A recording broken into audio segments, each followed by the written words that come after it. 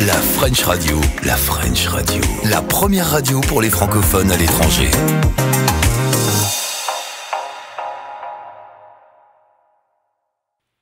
Étant tous confinés, il nous a semblé normal de donner la parole aux différents cultes religieux, ceux-ci ne pouvant se réunir, et ce sur les antennes de la French Radio.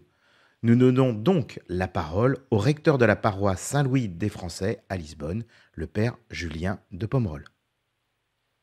Chers paroissiens, chers auditeurs, bonjour. En ce 4e dimanche de Pâques, nous célébrons la journée mondiale de prière pour les vocations, appelée dimanche du bon pasteur. Alors l'évangile de ce jour est donc tiré de l'évangile selon saint Jean, je vous le lis. En ce temps-là, Jésus déclara « Amen, Amen, je vous le dis, celui qui entre dans l'enclos des brebis sans passer par la porte, mais qui escalade par un autre endroit, celui-là est un voleur et un bandit.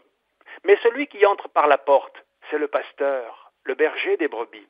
Le portier lui ouvre et les brebis écoutent sa voix.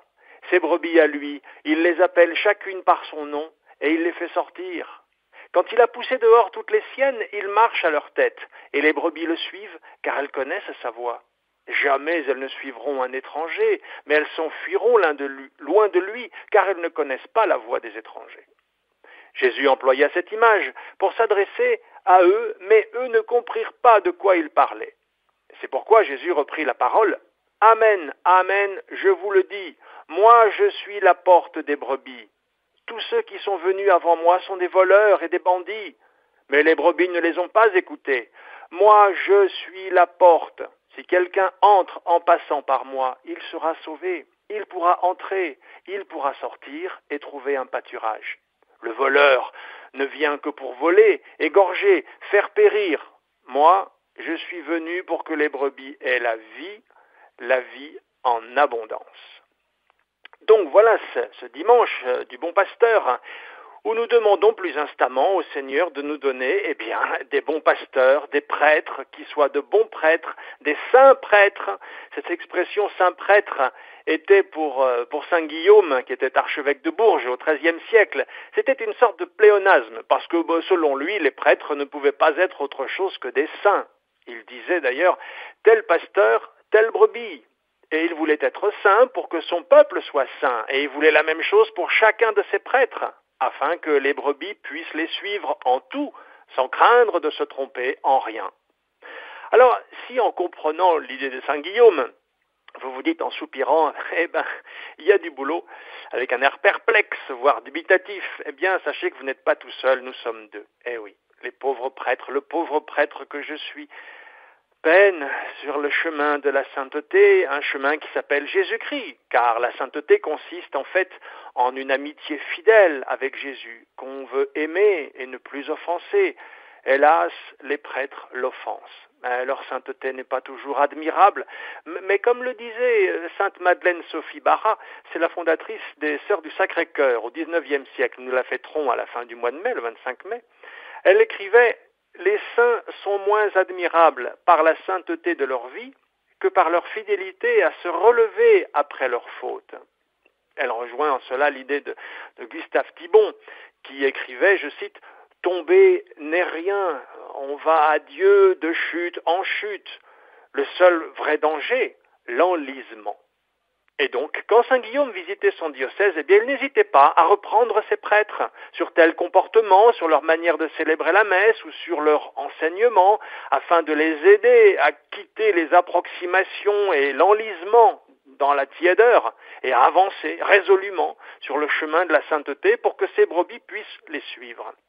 Donc, en ce dimanche, nous demandons au Seigneur de nous donner des prêtres et il nous exauce en donnant des prêtres à chaque époque. Mais il est difficile, et peut-être de plus en plus pour ces bergers, de se faire entendre de leurs brebis, et pour leurs brebis de pouvoir les entendre. Car si nous reprenons l'image de l'enclos évoquée par Jésus, force est de constater que cet enclos, qui est symboliquement la Sainte Église, ce lieu dans lequel le bon pasteur rassemble ses brebis, cet enclos est plutôt encombré. Effectivement, des voleurs et des bandits ont escaladé l'enclos de tous côtés, mais le problème, c'est qu'ils ont fini par s'installer dans l'enclos et ils dictent leur conduite aux brebis. C'est ce que nous voyons dans les décisions de ces derniers temps, avec l'interdiction d'aller à l'église pour la messe, l'interdiction d'avoir accès à des sacrements.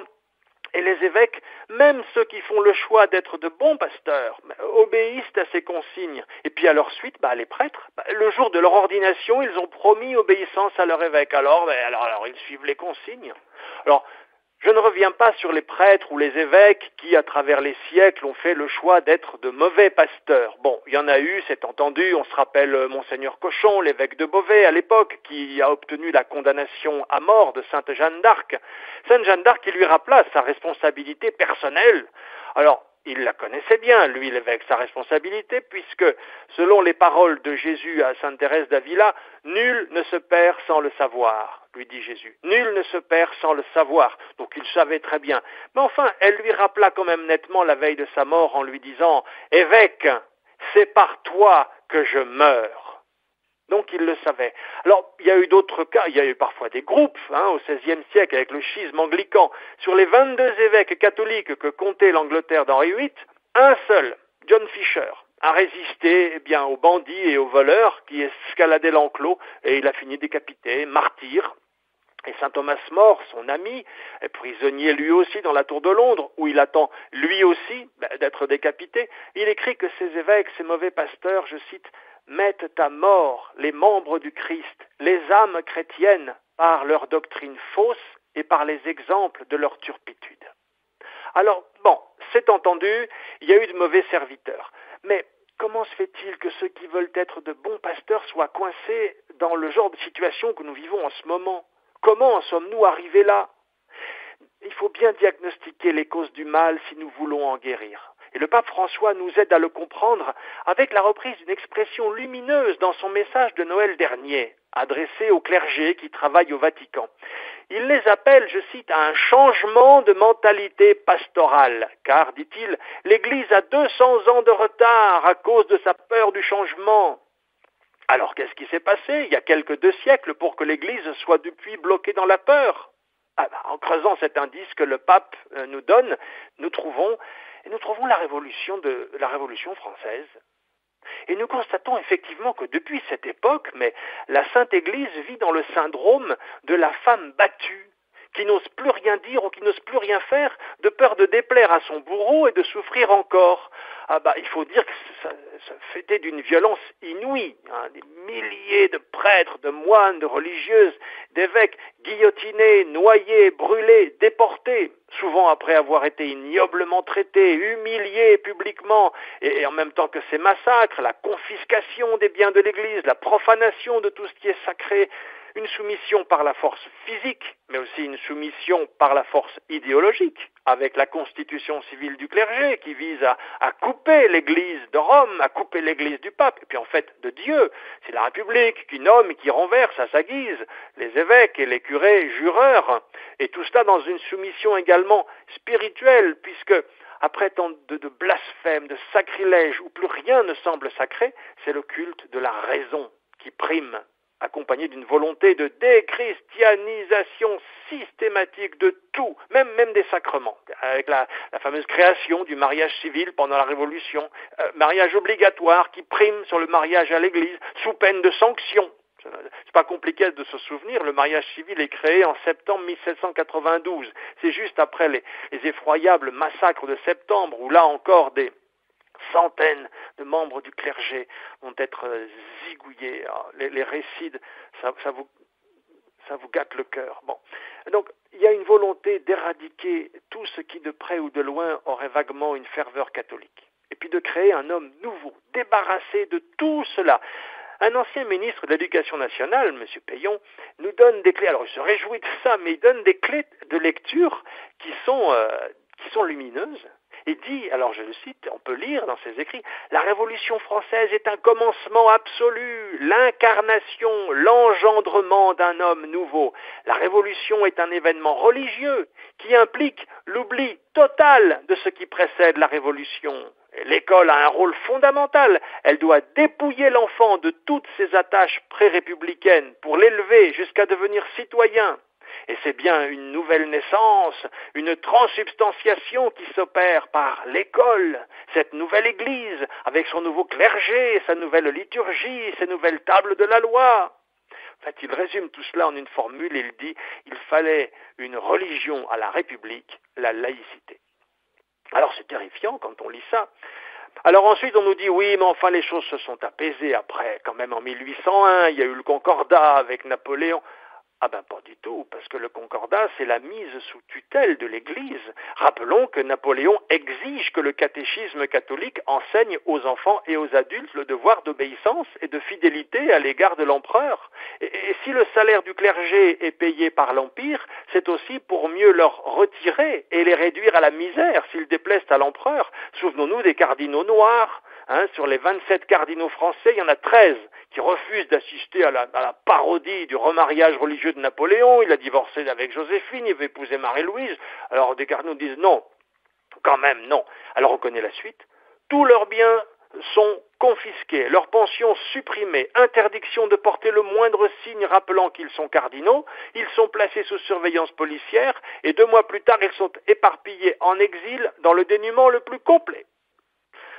Ah oui, quand même, oui. Alors ensuite, venons-en au début du XXe siècle, cette terrible époque, avec pêle-mêle l'expulsion des congrégations, des milliers de religieux chassés hors de France, la rupture par la France des relations diplomatiques avec le Saint-Siège, l'abrogation unilatérale du Concordat, l'affaire des fiches, la confiscation, encore une fois, des biens de l'Église, les inventaires, pour lesquels une circulaire précise que les agents qui en sont chargés demanderont l'ouverture des tabernacles. Alors dans de nombreuses églises, les gens s'opposent, protestent, non pas le tabernacle, la laïcité, rendez à César ce qui est à César, mais à Dieu ce qui est à Dieu.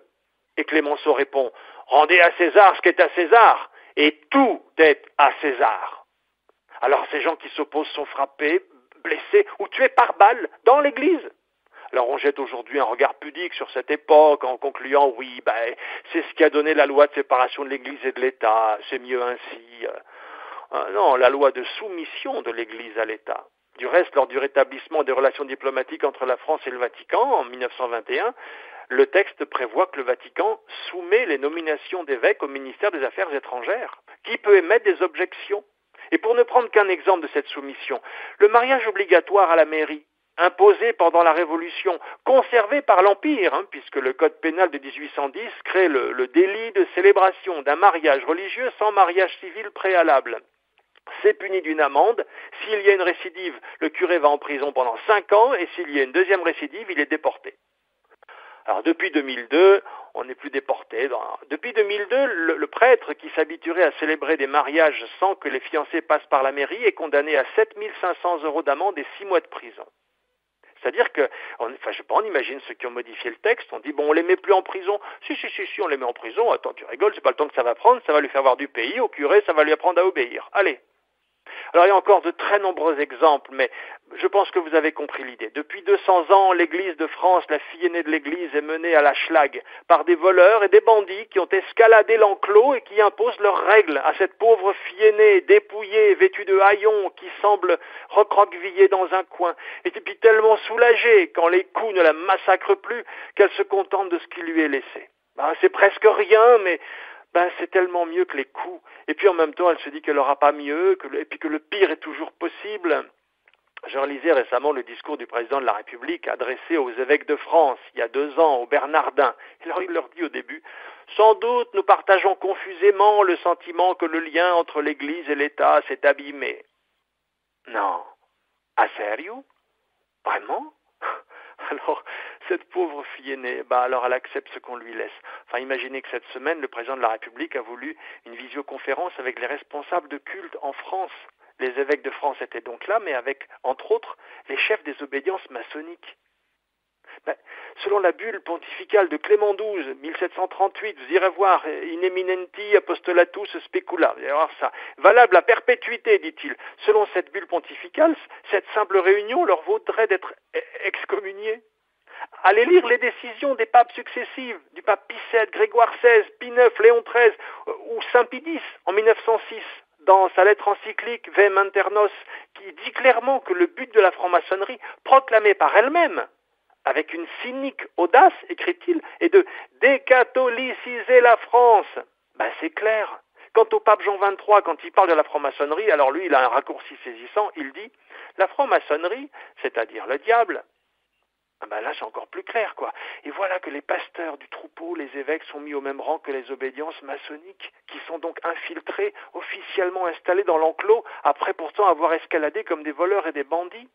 Mais l'affaire des fiches, c'était eux. Quelle humiliation, quelle infamie. Et quand ces pasteurs essayent de protester, bien comme par exemple avec la demande des évêques pour la possibilité d'aller de nouveau à la messe, au panier, des copies, des centaines de prêtres qui signent une demande similaire, au panier, balayées d'un revers de main. Alors la fille aînée reste là, soumise. Comme dans le syndrome de la femme battue, groggy, elle pense que c'est elle qui a provoqué la violence de son bourreau et elle ne cesse de faire son autocritique. Ah, c'est normal que vous ne m'aimiez pas. Les croisades, l'Inquisition, la chasse aux sorcières, et puis Pie XII et Hitler, et puis le cléricalisme. Et alors peu à peu, elle joue le rôle de ses bourreaux. Elle accepte que l'histoire soit réécrite, salie, falsifiée. Elle y participe. Elle se condamne à un mea culpa sans fin, à une expiation perpétuelle qui ne satisfera jamais ses bourreaux, qui veillent, eux. Vous avez vu l'intrusion de la police en armes pendant une messe cette semaine? Alors voilà pourquoi parfois même les bons pasteurs, submergés par l'occupation de l'enclos par les voleurs et les bandits, se disent qu'ils ne peuvent faire autrement que de négocier avec eux et d'attendre.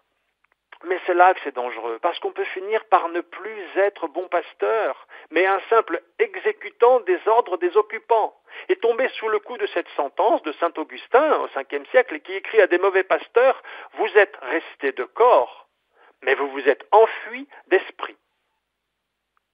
Alors depuis la décision de ne pas autoriser l'accès à la messe, avant encore des semaines, nous entendons beaucoup d'évêques qui réagissent, qui s'indignent, parfois avec des mots très forts. Nous avons été humiliés, nous avons été méprisés, c'est injuste, discriminatoire. C'est une offense aux chrétiens. Oui, bon, on sait ça fait 200 ans que ça dure. Alors écoutez le pape, on a 200 ans de retard. Il demande un changement de mentalité pastorale. Alors allez, au paquet! Les brebis n'écoutent pas la voix des voleurs et des bandits. Les brebis veulent entendre votre voix qui dit « Reprenons possession de l'enclos, chassons-en les voleurs et les bandits. On ne veut plus les y entendre. » Ne nous dites pas seulement qu'on est injustement traité par ces décisions récentes, ça nous le savons. Dites-nous que nous pouvons à nouveau célébrer la messe avec les paroissiens. Dites-nous les paroles de Saint Jean-Paul II pendant la messe de son intronisation. N'ayez pas peur. Ouvrez toutes grandes les portes au Christ. Mais faites-le, dites-le nous. On aura des masques, on aura du gel, on aura des gants, on aura des distances de barre, on aura tout le Saint-Frusquin. Mais donnez-nous cette parole. Donnez-nous le go. Nous voyons ici et là des élans pleins d'espoir. On a Monseigneur Di Falco, à propos du mariage, qui a envoyé un tweet. Il écrit « Pas de mariage religieux s'il n'est précédé par un mariage civil. Telle est la loi. » Et si c'était l'occasion de mettre un terme à cette interdiction qui remonte à la Révolution française, l'Église pourrait répondre à l'attente des futurs époux, sans dépendre du bon vouloir des mères. Ou encore Monseigneur Ginoux, à Montauban, qui envoie un tweet « Culte public interdit. Cas de conscience. On ne peut pas priver nos fidèles de la nourriture essentielle qu'est la grâce sacramentelle. Donc, nous les nourrirons. » Mais alors en avant! Les brebis ont faim du Saint-Sacrement. Jésus leur manque. Bien sûr, la communion spirituelle est là quand il n'y a pas d'autre moyen, mais elle est comme un plan B. Si Dieu a voulu s'incarner, si pour une relation incarnée, dans une présence réelle, une communion réelle, ah, mes seigneurs, mais entendez la voix des âmes qui vous crient à chacun, « Évêque, c'est par toi que je meurs.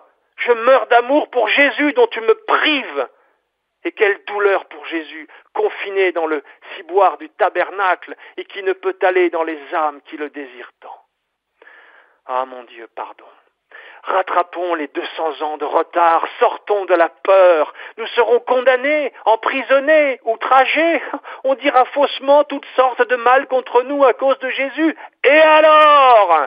C'est ce que Jésus nous a annoncé comme programme.